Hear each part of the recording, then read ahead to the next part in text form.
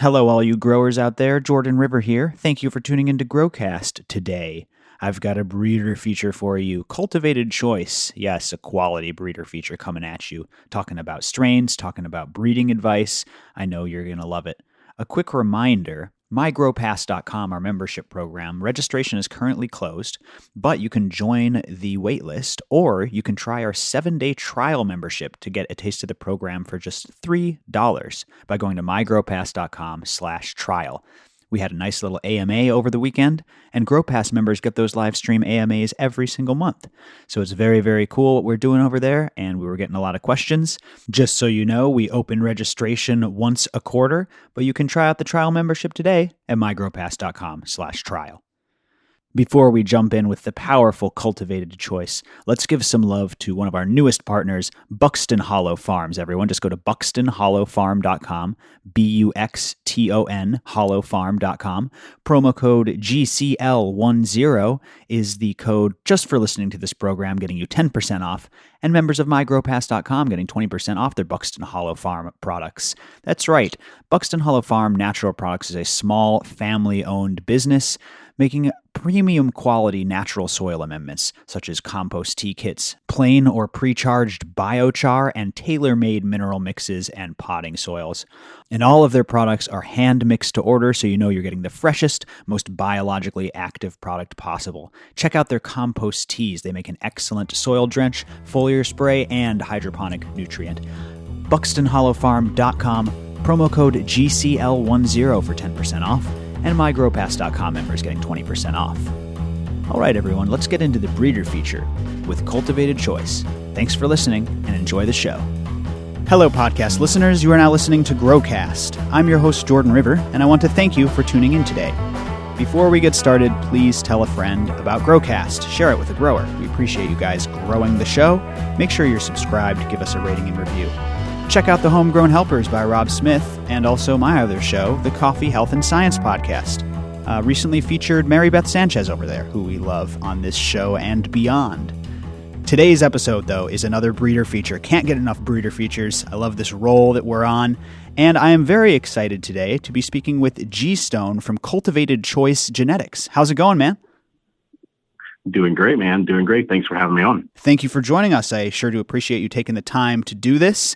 Loving the breeder features. Love hearing about all your guys' work, your upcoming stuff, your philosophies behind breeding. It's truly one of my favorite podcasts to do. So let's jump right into it, man. Tell me a little bit about yourself. Tell me how you got started. Tell me why you're so passionate about what you do. So, oh man, it's a long one. I've been around cannabis breeding my entire life, literally since I was an infant.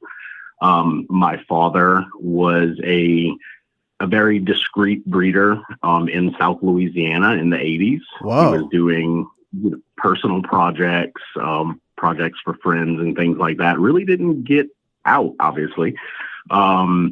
But he was very much in the dark ages in Louisiana when it came to doing what he was doing. And you know, from that, you know, I've always been around cannabis.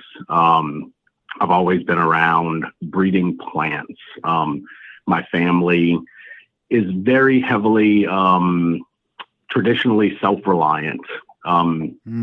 We really didn't like going to the stores for things and things like that. Self-reliance is key. I like that. So as far as, you know, breeding, I've been around that my whole life. And what got me into breeding was when I was 16 years old. I was diagnosed with ulcerative colitis. Oh, yeah, that's a rare stomach disorder, if I'm remembering correctly. That it is. Yeah. It was, I took a medication called Accutane. It was, acne medicine. I remember Accutane. Yes, sir. That caused your ulcerative colitis? That from all the advice that I've gotten from doctors, it lines up. Wow. There's never been anything that's like, that's exactly what caused it. That's tough, man. Yep. And it's one of those diseases there is no cure for. there's only treatment, and the treatments for said disease are all pretty nasty stuff. It's all steroid type stuff, immune suppressors, not good for the human body at all. Right. So when I was 16, well before legalization in the majority of the country, a doctor recommended me to try cannabis. Whoa. And I laughed, and, just letting him know that I'd been around cannabis, never really, touched on it until about that time. But when I tried it, it was like a switch. Whoa. It was the pain and tension and contracting of, the ulcers in my stomach lining. And it was like the grip just got let go. Wow. And from that point on, I knew that there was something to it. Even anecdotally for myself, there was something to it. Wow. So I started looking into, different cultivars and things like that. Which one is going to help me the most, sort of thing? I can't believe how different these all are, sort of thing. Exactly. Yeah. And, at the same time, I went through trials and errors, and, I was actually in Louisiana at the time. And, I had to be really quiet, and there was a lot of time wasted because there are some cultivars that just don't help, don't help with my specific issue. So it was really going through and kind of dialing in what helped me. And then in the process, I was helping other people as well. And it just kind of sparked that fire. Jeez. And I knew that there was something to it. So I just continued working. And, again, a lot of trial and error in the beginning. And then as time went on, I ended up moving to Colorado, having access to a lot, things changed suddenly. A lot of different genetics. Yeah, genetics, exactly, probably a lot of knowledge, probably a lot of collaboration that just, I'm going to guess, wasn't there in Louisiana. Oh, yeah, absolutely.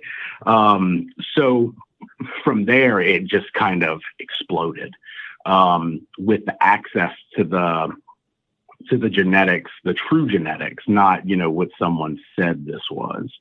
I was able to start dialing in traits a lot faster. Right.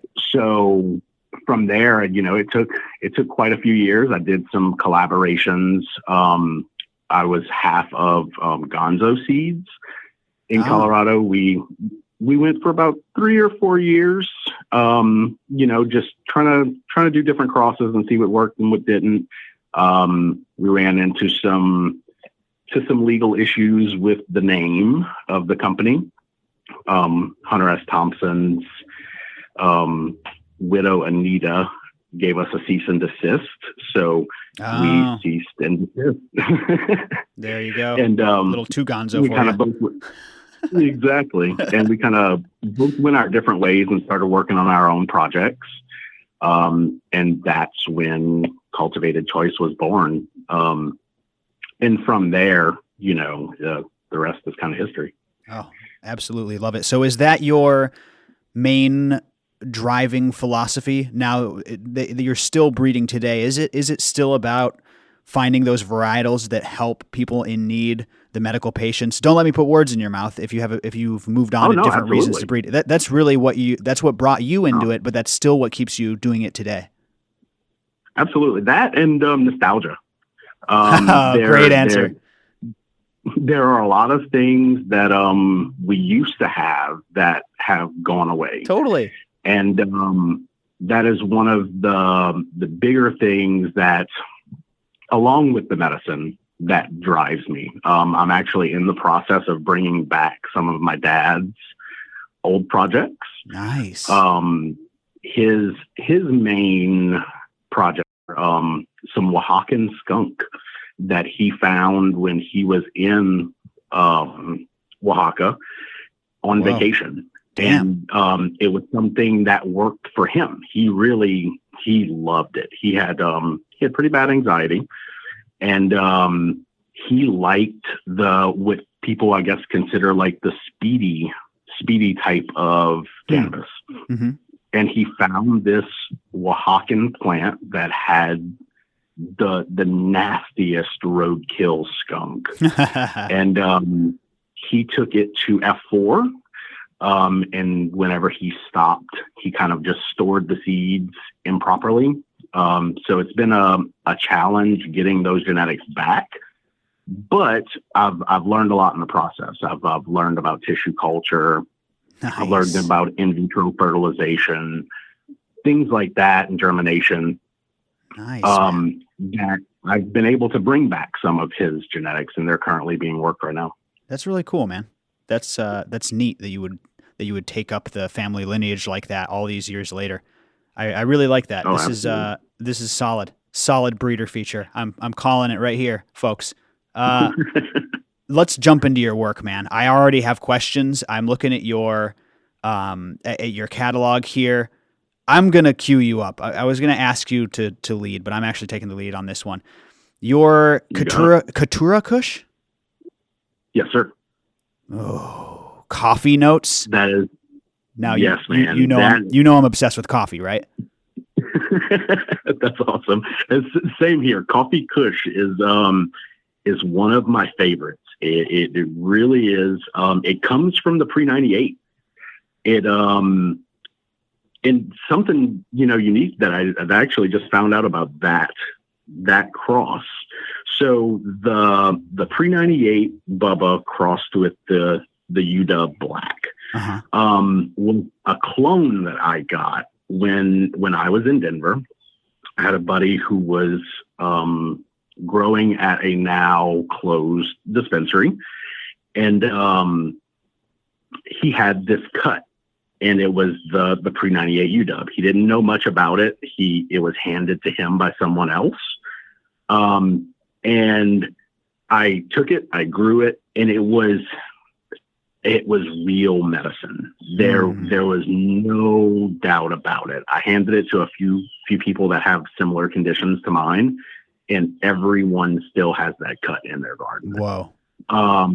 It is not only potent, but it's earthy and coffee. I guess what people would consider an indica, quote unquote indica. Mm-hmm. Kind of couch lock. It will get rid of anxiety. It's kind of one that checked all the boxes. And again, I got it as a clone. I tested it, stressed it to make sure that it was stable. And then I decided to outcross it. Well, in the process of that, I met the original breeder of that cross. I thought it was one of those things that I would never be able to find again. Wow. And just so happened, I ran across the gentleman that bred it. It was a small project for himself. And we're starting to collaborate again. So I'm going to be able to get more seeds to hunt through and be able to find different phenos to be able to do a back cross of that Caturra Kush. Oh, I'm loving it. Done at 50 to 55 days. Yes, sir. It is an early girl.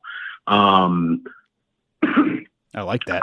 I've had the crosses, the Caturra Kush crosses. There's some that were done at 50 days. Damn, man. So there are a lot of folks out there that are concerned about, time and, how long is it going to actually take me to flower this plant to maturity? Absolutely. And it's one of those ones that it's done before you even realize it. And for someone who needs medicine, that's important. You need your medicine quick. I was just going to say that. I was just going to say, like, you like these fast flowering strains for a couple of different reasons. Obviously, there's reasons to grow long flowering strains if you have the time. Because by nature, they're probably going to be grown less, so they're going to be like less ubiquitous. But there's a bunch of reasons you want fast flower, whether it's time is money. Whether it's, hey, my prescription is running low, essentially, or whether you're just like me and you're impatient. But these 50 days, I mean, if you can cut off 10 days from a regular indica flowering cycle, that's 15%. That's a huge chunk. That is. And, for people who are in certain states that have very strict limitations on how many plants Oh, that's true you too. can have going. Exactly. You can't just grow as much as you want. Yeah. 15%, yeah, that 15%, that can add up to another harvest in a year. Totally. That's a really good point. So when it comes to that, I'm all about efficiency when it comes to things like that. So it was one of those ones that it really checked all the boxes. And I was very happy with how that cross came out. Well, that's definitely going on my list. I got my new grow setting up here. I just moved. So this coffee flavor profile has to be in my garden. So I'm loving the Caturra Kush. But let me stop leading the dance here. Why don't you tell us what you want to talk about here? Your menu looks great. Which one of these strains, I don't know, best represents what you're trying to do, or which one are you just hyped on right now? Which one would you like to dive into? Man, so the menu that I have is not large. I am of the train of thought that I do not release everything that I make. Sure. Not everything makes the cut. There's been a bunch of different things that I've tried that just didn't meet those standards that I want to put out there. Mm-hmm. But one that stands out above everything else that just checks all the boxes is the new Dawg. Dawg. The new Dawg is Star Dog crossed with my Comancipator, a Comancipator male, and Comancipator is Kim 4 crossed with Yeti F3 by Loompa. Ah. And one thing that I've found is that the plants that people would consider to have a gazzy profile or a fuely profile, mm-hmm. definitely there's something to that terpene profile and pain management. Interesting. And this one is just the embodiment of that. It has a fuely OG profile, but it also yields like crazy. It's right at 60 to 70 days, depending on, the growing style and how it's being, how it's being grown. Mm-hmm. But the yield is just typically, your OGs and things like that have a lot smaller of a yield. I've had 2-liter size colas. Jesus. Yeah, totally. Crops. Yeah, this cola looks pretty huge. And not any less of a potency because of the increased yield, like a lot of other crosses. And it's just one that it really checks all the boxes. The Kim 4 is a cultivar that I have always loved, not only for the medicinal benefits of it, but also the flavor, the effects the mental effects that you get from it. Yeah. It's just one of those really well-rounded plants. And the new Dawg has Kim 4 on both sides of the lineage. Oh, interesting. So the Comancipator and the Star Dawg, yeah. Exactly. And so it's one of those that, again, I love the Kim 4, and I want to keep it in my profiles as much as possible. So it's just one of those ones that just it really checks all the boxes. Man, it's got a beautiful look to it. It's almost got a blue hue. The popping green leaves make the buds look blue. Almost blue, man. Almost blue. And the profile, the picture actually that you're looking at on our website right now was an outdoor run that was done last year. And there were literally 0 inputs into the soil. Nice. Zero external inputs into the soil. And you could literally smell that plant from a half mile away. Damn. Did that get cold wherever that was growing? Because that's a beautiful color. That was in Colorado. Perfect. I knew it. Trying to look smart. Yeah. Yeah, totally. Yeah, man, that's a beautiful, beautiful plant. And I love that blue hue to certain buds. And saying that there were literally zero inputs that went into that, and it's still, I think that one plant yielded me something like 3 pounds. So love it. Yeah. So very, very easy to grow for beginners and things like that. And you still get substantial yields from the plant. Nice. Yeah. Why don't you tell me what else people can expect from it? It looks like it's a medium-sized brancher. How does it feed? Does it feed, just like you said, if it's good for beginners, it's probably a moderate feeder? Oh, yeah. Definitely a moderate feeder. And it can take a lot of abuse.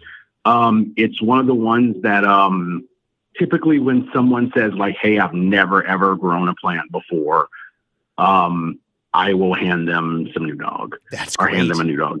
Great reference. Because it's one of the ones that you can literally overfeed it and it just takes it. And if you underfeed it, it doesn't affect the yield or the profile. So tough plant. It'll just, it really, really is, but very well-rounded plant. Oh, love it. Love it. Teaching these old dogs new tricks. I love that line in there in the description. Okay, before we hop back in with Cultivated Choice, let's give some love to Fishhead Farms, everyone. Just go to fishheadfarms.com. Promo code GROWCAST gets you 10% off your fish shit, and members of mygrowpass.com get 25% off their fish shit. That's right, Fishhead Farms is the maker of Fish Shit, a full-spectrum microbial product. It is an ecosystem in a bottle. You've heard wonderful guests on this program like Stephen Reisner and Joshua Rutherford talking about the importance of a diverse soil food web. Well, Fish Shit is a great addition to your garden. It works great as a transplant aid. It can be used in flower. Their beneficial microbes aid in bud development, overall yield, terpene production, aroma, and taste. And it's also a great flushing agent as it breaks down salts and improves flavor in the final product. Fish Shit, everybody. Go get the Fish Shit. Fishheadfarms.com. Promo code GROWCAST for 10% off. MyGrowPass.com members getting 25% off. Get your fish shit today. Add it into your garden throughout the life cycle of your plant. You will not regret it. Fishheadfarms.com. All right, let's get back to the show. Where else do you want to go here? The Carl Sagan looks incredible. The Sitaberry, that looks incredible. Which other strains do you want to highlight? So another one, maybe we can go into the story of the Yeti F4. Oh, please, yes. We go from there. So the Yeti F4 is obviously, that is not one of my original creations. Mm-hmm. That is Loompa Farms. And what ended up happening with that was when I moved to Colorado, I got very, very, very, very lucky. A gentleman that was a seed collector for the last 20 years decided that he was getting out, and he was getting rid of his whole seed collection in one go. Damn. And I was lucky enough to be able to put in an offer and be able to get said seed collection. Nice. I won't put any exact numbers, but it probably close to $500,000 worth of seeds. Jesus. And he was just looking to liquidate. Yeah, huge. Yeah, he was just looking to get it done. Wow. So I did that. I took advantage of the offer. And in that bulk seed buy was 8 packs of Yeti F3. And I had my eye on him for a while. The Yeti is actually Loompa's headband back crossed with black domina to stabilize it. They wanted to stabilize it for the region that they were in California. Mm. So they wanted to have headband and seed form. So it was that back cross. They took it to F3. And then the fires happened in California. Oh, right. And Loompa lost all of his stock. Oh, he lost all of his Yeti F3 stock. He lost his headband cut, which he was able to get that one back. That wasn't a big deal. But the Yeti mother was lost, which he was not able to get back. Wow, man. And so I kind of took it upon myself to resurrect the line. Sick. And it was kind of one of those forgiveness over permission type things. I was hoping You just went that I ahead would and did nail it. Sure. Yeah. Yeah. I was hoping that I would nail it. And Loompa at that time, in my eyes, was kind of one of those guys that I could never reach out to Loompa, to ask for that type of stuff. Funny thing, since then, I consider those guys good friends. Nice. But yeah, so I went ahead and I made my selection from those 7 packs that I chose from of the Yeti F3. I chose a male that resembled headband and that turned black at week 5, 6. Like completely black. Yeah, I've seen a couple of those strains. Yep. And I used that to take the generation to the next level, to that 4. Ooh. And there's still a good bit of variation that was in the F4s. But then what I went ahead and did was I outcrossed that Yeti F3 as well. And that was kind of the base to what I started releasing with Cultivated Choice. So a lot of the, our past projects that you'll see have that Yeti F3 male. I see. And then after that, what I did was I returned the Yeti F4 stock to Loompa to continue working the line. I was able to get Loompa a few hundred seeds, and now they are continuing the Yeti line on their end. And they're also doing some outcrosses and things like that. So that's cool. So he must have appreciated that. Yeah. Oh yeah. And again, since then I've went out and met the guys, and could not ask for a better group of cannabis breeders and growers. That's great. We'll have to get him on the show. You really, absolutely. I would highly recommend it. Done. And but yeah, again, since then it's been kind of crazy. I took that Yeti F4, I crossed it to the Kim 4 in that first round. And that's where the Emancipator was born. Right? Nice. Yes, sir. So this was, you were off and running with this male, is what you're saying. This was a big basis for man. Nice. It's a beautiful Absolutely. plant. And that's the thing. It not only did it lend to bag appeal because of the color, it lent to potency, it lent to terpene profile.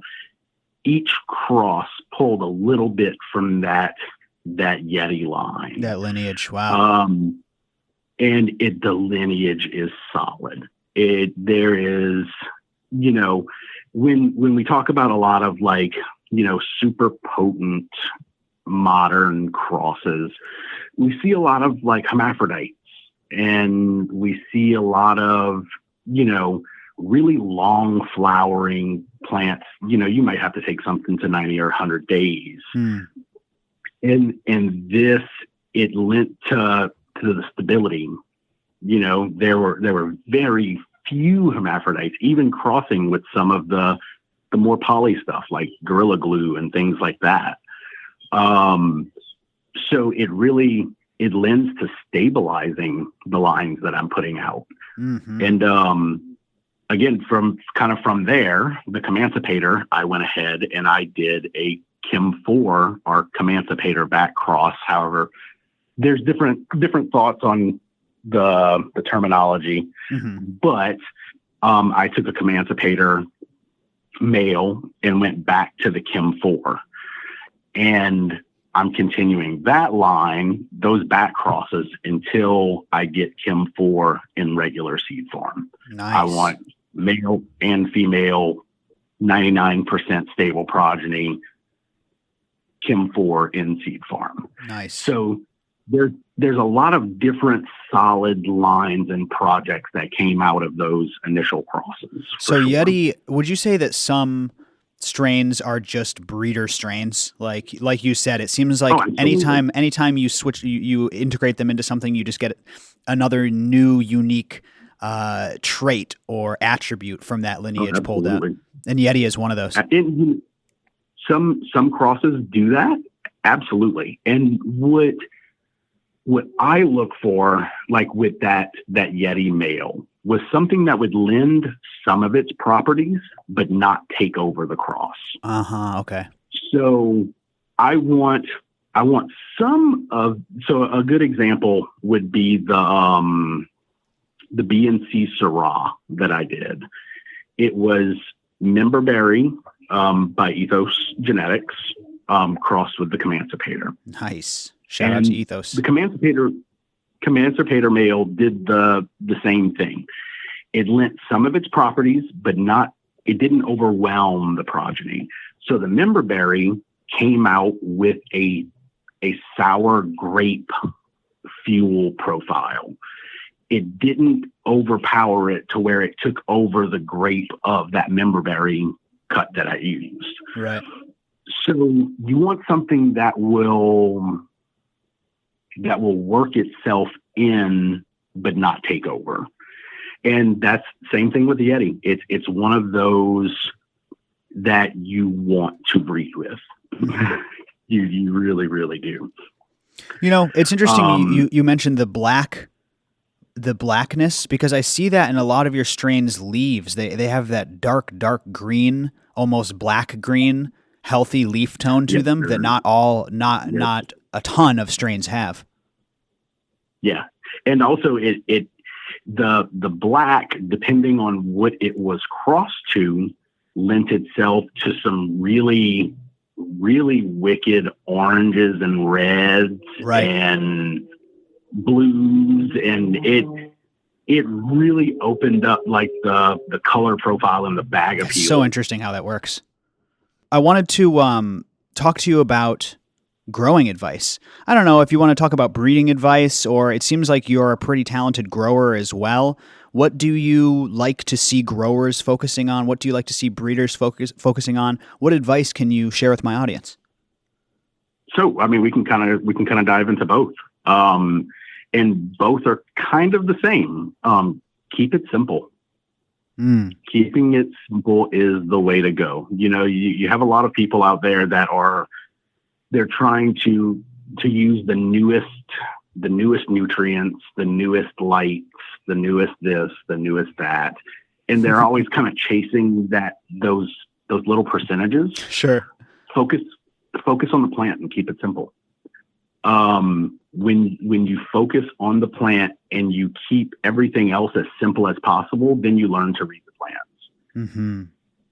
When you can read the plants, then you can kind of branch out and see maybe this new light might help me out, get 5-10% more than what I was getting, or get a better terpene profile, when it comes to like CMH lights and things like that. So, but at first keep it simple. Absolutely. Yeah. And as far as breeding, I myself, I know Red Scare Genetics. Yeah, they've been on the show. Shout out to Red Scare. Yep, and also Terpene Genetics. Yeah, we are all actually 3 pretty good friends. Oh, that's awesome. And we're all of the same train of thought on open source. Yes, please talk to me about this. Yes, sir. So there are a lot of breeders out there that are very, very protective of the crosses that they make, and in some senses, totally understandable. Being protective of things that you make that are very unique. But we are, and there are plenty of other. There are plenty of other folks as well that are of the same train of thought that cannabis is for the people. If I make something that someone else can use to help their situation, and just so happen they want to outcross it and play with it themselves, I am not one to say no. It is not my place to say no. The plants were around long before we were, right, and they will be around long after us. Right. I respect that philosophy. We're just stewards. We're just stewards of the plant. That's it. And, as far as if I give or sell, or however someone comes across a seed that I may have made, they are free to do absolutely what they want with that plant. Man, that's good to put out there. It is not up to me to say what you can or cannot do with that plant. If I did not want other people working with said plant, I wouldn't release it. Listen, I don't want to step on anyone's toes. I'm not a breeder, so luckily I don't have to really form solid opinions on this subject, but I get all sides of it. I get the wanting to protect the hard work that you've done and not be taken advantage of, but I always find myself coming back to what you just said, which is this plant's been around for a really, really long time. To patent a plant that's also a medicine, patenting a plant medicine, it really doesn't seem, it seems a little bit, I don't want to say like hubristic, but your take is much more humble and less grandiose. And I find myself coming back to that too. I don't necessarily think that that's, the right answer or whatever, but I really find myself frequently thinking the same thing you did, which is this is a medicinal plant. It's been around forever. To try and own it or pigeonhole it or do any of these things, I think is kind of counterproductive. It is absolutely counterproductive. And, without mentioning names, there are breeders out there currently that breed seed stock in regular seed form, male, female progeny. And they get upset if someone finds a male from their seed stock and uses it for a new cross. Mm-hmm. And the problem that I see with that is that if it means that much to that person, if they feel like, that's their life work and they don't want someone else using it, there are ways to feminize seed stock. Number one, if you don't want someone using your male. And number two, again, it kind of goes back to like, we are the stewards of the plant. We are not the owners. I respect we that. As humans may take two separate plants, breed them together, and the progeny is something that we've never, ever, ever seen before. But the plant would have done that on its own. Mm-hmm. And that selection, it's all about numbers. If it was bound to happen by a human doing it, it's definitely going to happen in nature. Yeah, to step in the middle of the process and say, now it's mine. It's a little exactly. It's a little disingenuous. But also there's going to be like laws around this stuff, and it's like we don't want really passionate, smaller time guys like you getting stepped on by things like large corporations. You know what I mean? So It's kind of touchy. But again, I do find myself identifying most with you and Terpene and these guys that say, hey, let's make hay while the sun's shining. Let's get it while the getting's good. And let's fucking share the love.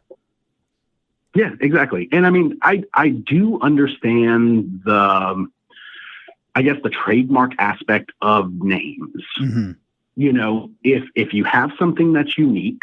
Yeah, and that you worked on totally. Exactly. You put a name on it. It is wrong for someone to make a creation after that and capitalize on a name. Right. Especially if it's nothing to do. And I hate to say it, but we see that a lot with autoflowers. Oh, really? And we're starting to see it a lot with hemp too. If you start looking up, autoflowers, you'll see like Bruce Banner autoflower is what they call it. But if you take a look at the photo Bruce Banner and compare it to the autoflower Bruce Banner, you're going to be dubious. Well, it's not even that. It's the genetic lineage. Okay. There may be Bruce Banner in the lineage somewhere. Okay. But when you talk about, you're bringing in autoflowers to photoperiod cannabis, it gets really, really wonky there. But it's not right to call it Bruce Banner Autoflower because it's not Bruce Banner. Right. I get that. No matter who made the Bruce Banner, that's irrelevant. Kind of deceptive. It's not the Autoflower seeds are not Bruce Banner Autoflower. Yeah. That's and the same goes for, there are folks that make gelato and they call it gelato, and gelato is nowhere in the lineage. Well, at what point is it just kind of stealing or lying? Like you said, if that's the point. Yeah. Yeah. Because if it's in the lineage, then you're fudging it. But then there's also people that just lie about stuff. So. Oh, absolutely. Absolutely. And again, the same thing's happening with CBD and hemp right now. You're getting, I've walked into head shops in Denver and there's sour diesel CBD shatter.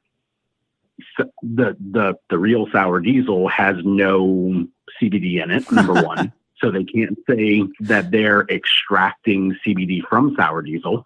Good but what point. they're doing is they're making a sour diesel terpene profile and they're putting it on CBD product and they're calling it sour diesel when it's nowhere near sour diesel. So interesting, I understand the importance of naming conventions and being protective of a brand maybe that you have built. Intellectual property. But as far as intellectual property, but as far as the plant itself and those genetics, I don't see how those can be intellectual property.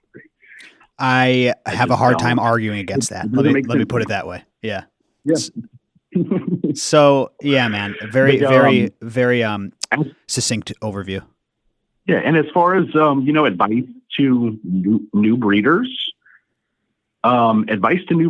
would be write everything down, try different things, go for that shotgun effect. Put a bunch of crosses in a room, hit it with a nice selected male, have a goal in mind, but write everything down. The only difference between a hobby and science is writing it down. I love that. And I think that other people suffer from the same thing I do, which is I got this. It's all in my head. I remember it very, very clearly. But no one's good enough for that, man. You got to write it down, You got to write it down. And I mean, if you want to breed as a hobby, right, go for it. Right. If you are within your limits of doing whatever you can do in your locale, because we know it's crazy right now, do it. Why would you not? That's cool. Even if it's just to have seed stock of a cross of something that you really like or something that works for you. Why would you not do that? People that have vegetable gardens and things like that, save seeds for the next harvest. Right. This plant is no different. I like that, man. So, why not? It just takes a little extra space and give it a shot. And there are arguments that, cannabis is getting very homogenous and this and that. And for the lower level, like hobby breeders, yes, it is. They're taking a bunch of very poly crosses and crossing them to very poly crosses. So you kind of end up with a generic profile. A generic dank? Yeah, exactly. But you also always have people who are doing different things. Yes. That are going down different roads, and there will always be unique craft cannabis, no matter what. We went through the same thing with alcohol prohibition and beer. And if you look back at history, from alcohol prohibition, no beer, no liquor, to, the 50s when you have Budweiser and Coors. 3 martini lunches. Yeah, the big players. And then we get into like the 90s and the 2000s, and then craft starts Makes making a a resurgence. reemergence. That's a good point. Yeah, absolutely. And I have a feeling that cannabis will follow the same trend. You know, there's a lot of trash out there. There really is. Yeah. But there's also people who are very, very dedicated to their craft. Yes. And that want to keep their stuff craft. And that will always be there. I think it's more so amongst growers. Exactly. And I think cannabis won't be as long. You know, once we hit federal legalization, we might go through a few years of just kind of generic stuff, but it won't be long. I love that prediction. People will get tired of that really quick. Totally. And it's going to be a whirlwind because we've been through it before. And because cannabis people are, I would say, a little bit more of connoisseurs than your average alcohol drinker. I would say your average cannabis consumer. Absolutely. Sorry if anyone in Napa is yelling at their iPhone, but I just feel the average alcohol consumer doesn't care as much about their alcohol as the average cannabis consumer. But yeah, that's a really good prediction that it'll follow that same pattern. Yeah, too bad we didn't get it done this year, but hopefully it'll have some good legalization coming up here shortly. I feel like, man, we've done this whole interview. I didn't give out your website yet, so I'll drop it in the beginning so everyone knows where to go. But it's ccgenetics.com, everyone. ccgenetics.com. Check it out today. This was awesome, man. And any final words? Anything else you'd like to say before we sign off? This truly was a very entertaining breeder feature, I must say. Thank you very much, man. I would say thoughts before we go would be everyone just grow some plants. Yeah, buddy. No matter where you get the genetics, there are tons and tons of talented breeders out there putting out absolutely unique, amazing cannabis profiles. There's something out there literally for everyone. So go out and find that. Go out and find that thing that works for you and love it. I absolutely love it. And then before we sign off, new strain coming here in February. Can you just really briefly tell us what to expect? So I still haven't released the list yet. But what I've been telling folks is there's a little bit of passion projects, there's a little bit of hype projects, and there's a lot of medicine in this next drop. How can we stay up to date on that? Like, are you going to post on Instagram when that drops? Yep, I mainly post on Instagram. Instagram is a funny one right now too. They're very much. I just got my account banned and got it reinstated. Oh no! And since then, they've been messing with my algorithm a little bit. It looks like I'm not getting as much reach as I was before. Well, give out your handle. My listeners will go and give you a follow. Yeah, it's Cultivated Choice on Instagram at Cultivated Choice. Well, just got a boost now, buddy. Go and follow them, everyone. Awesome. And everyone can reach out to me there. They can go to ccgenetics.com. I keep that website pretty updated. We are scheduled for, I think, 6 events coming up in 2020. We're going to be in Missouri, Oklahoma, Oregon, trying to get to the Boston Freedom Rally this year, but we'll be speaking on some panels. Nice. So you can look out for us there. Really stay off of Facebook. We don't do Facebook thing too much. But Instagram's definitely the best place to follow kind of what we're doing on a daily, weekly basis. Great. And stay tuned for that new line, February, listeners. February. Say that weird. Okay. So, one peep that I will drop about the new line is that we are using a stud of a new Dawg male for this next line. One of the best males that I have used in a very, very, very long time. We did a hand pollination about 6 months ago, did some testers, and the progeny was nothing less than amazing. So we're looking forward to it, man.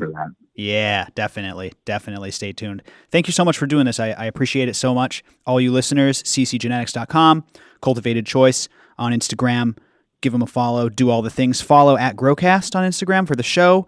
Hit me up at Jordan River IG. I do not post, but I will answer your DMs. Give me a follow. We can chat, all that good stuff. One more time, I appreciate you coming on the show, buddy. I really do appreciate it. Thank you very much for having me, man. All right, everyone. Be safe out there and grow smarter. That's the podcast for the day, folks. Sorry I got it out so late. I've been running around, just got a new place, and I am all over the place. Everything's going good, though. Make sure to check out growcastpodcast.com/giveaway. That's right. The Purple Caper Seeds giveaway went down. Purple Caper Seeds are so nice. They're so great over there. They gave a bunch of seeds to GrowPass members who were veterans. They gave away 2 packs to 2 GrowCast listeners, a couple packs to members. Shout out to Purple Caper Seeds for being badasses. And thank you so much for collaborating with us, guys. What a great giveaway. And we've already got the next one rolling. So growcastpodcast.com/giveaway. You can get yourself a free trim bag. That's right. Just enter to win. It's that simple. growcastpodcast.com/giveaway. And to make sure you keep up on all things Growcast, go to growcastpodcast.com/action. That's /action. Yeah, it's going to show you everything we're doing. Too much to list here. Shout out to Jay Blanked for doing the beat. Always appreciate that. Find him on soundcloud.com/JayBlanked. All right, folks, that's the show. Thank you all for listening. I'll see you next time. Bye-bye.